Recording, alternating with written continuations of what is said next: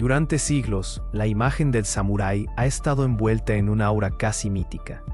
Un guerrero disciplinado, silencioso, nacido en Japón, criado en el código del honor. Pero, ¿qué pensarías si te dijera que uno de los samuráis más enigmáticos y comentados de todo el periodo feudal no era japonés, ni siquiera asiático? ¿Qué pasaría si existiera un registro histórico real documentado de un guerrero africano que llegó a caminar entre los hombres más poderosos del Japón del siglo XVI? Esta no es una historia inventada. No es un mito moderno ni una exageración de internet. Es la vida de Yasuke, el samurái negro. Una figura tan improbable, tan fuera de lugar para su época, que durante siglos su existencia fue tratada como una leyenda. Y sin embargo, ahí está, en crónicas oficiales, en cartas de jesuitas, en registros militares. Un hombre que desafió todo lo imaginable. Pero para entender por qué su historia es tan extraordinaria, tenemos que retroceder, mucho más atrás de lo que crees. Porque esta historia no solo aborda la vida de un hombre, abre una ventana a un Japón en plena transformación, un país aislado, desconfiado, pero al mismo tiempo fascinado por lo desconocido. Y si te quedas hasta el final, verás cómo un joven, arrancado de su hogar, terminó convirtiéndose en uno de los guerreros más singulares de toda la historia humana. Una revelación que cambia la manera en que imaginamos el mundo medieval, y que sorprendentemente sigue resonando hoy. A finales del siglo XVI, Japón estaba fracturado por la guerra. Era la era Sengoku, un tiempo de clanes enfrentados, alianzas traicioneras y líderes ambiciosos que soñaban con unificar el país bajo su estandarte. En ese caos político emergió un hombre que dominaría el destino de millones, Oda Nobunaga. Y es aquí donde comienza el verdadero misterio. ¿Cómo llegó un joven africano a su presencia? ¿Cómo terminó convertido en su protegido y más tarde en su samurái? Antes de llegar a esa parte, hay algo fundamental que necesitamos entender.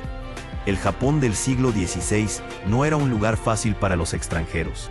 Aislado por tradición, profundamente marcado por costumbres rígidas y jerarquías estrictas. Cualquier persona que no encajara en los moldes sociales era vista con una mezcla de curiosidad y desconfianza. Pero con la llegada de comerciantes portugueses, misioneros jesuitas y navegantes europeos, pequeñas grietas comenzaron a abrirse en esa muralla cultural. Los japoneses empezaron a ver objetos desconocidos, armas de fuego, telas, artefactos, ideas.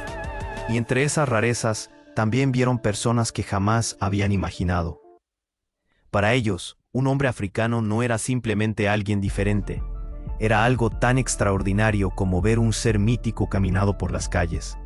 Y esto nos lleva a uno de los primeros relatos históricos sobre Yasuke.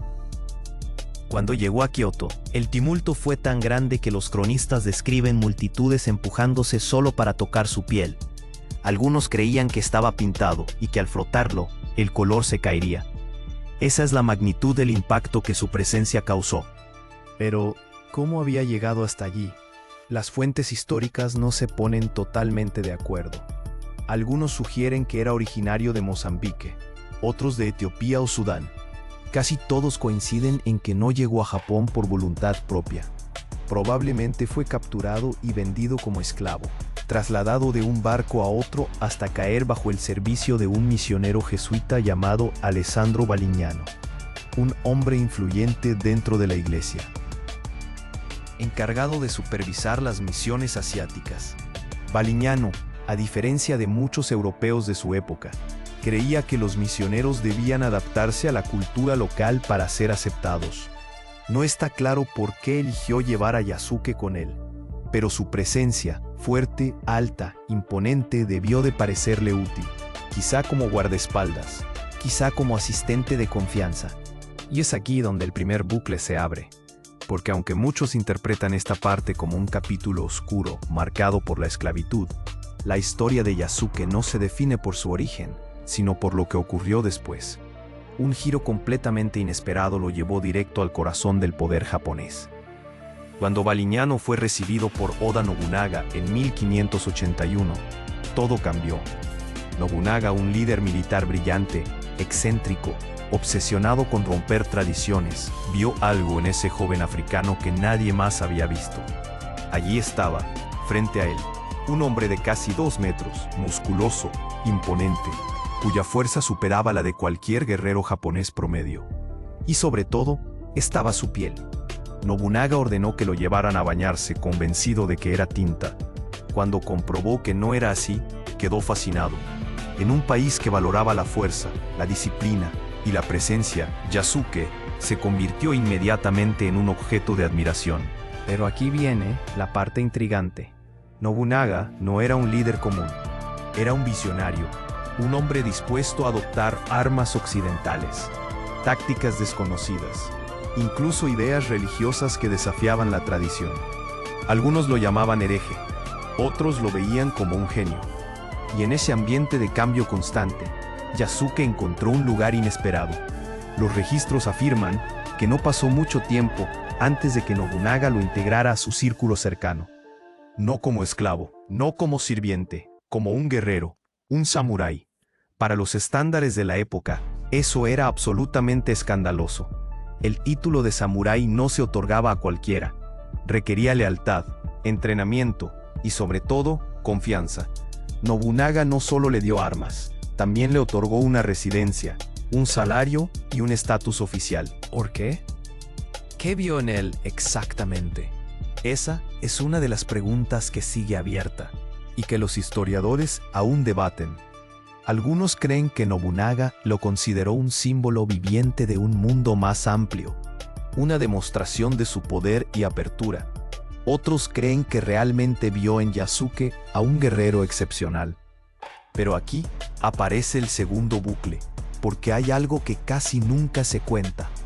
Yasuke no solo estaba allí para impresionar, también demostró habilidad real. Las crónicas describen su fuerza, su resistencia y su valentía en situaciones de conflicto. Nobunaga no lo mantenía cerca solo por su apariencia. Yasuke cumplía su rol, y cuando la guerra se intensificó, esa habilidad sería puesta a prueba. En 1582 Ocurrió uno de los episodios más dramáticos de la historia japonesa, el incidente de Honnoji.